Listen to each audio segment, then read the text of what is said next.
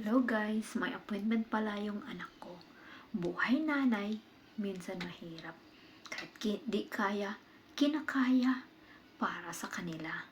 May appointment pala si Kuya Lance sa Health Center Well Baby Clinic.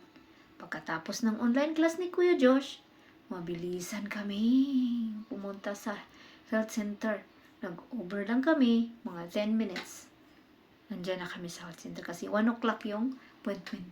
Pagkatapos na nag-request si Kuya Josh na magpunta daw kami sa McDonald's. Ayan, doon. Alam niya ang yung location kung saan kami. Straight then, pa left side.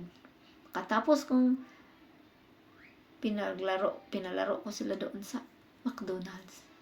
At namili din kami sa Family Food Center. Pagkatapos niyan, umuwi na kami. Pagdating doon, ayaw naman nilang mag-order. Donut daw, kumain na naman sila sa bahay. Kaya di na lang kami nag-order. Tuwang-tuwa yan sila, nakalabas, nakalaro.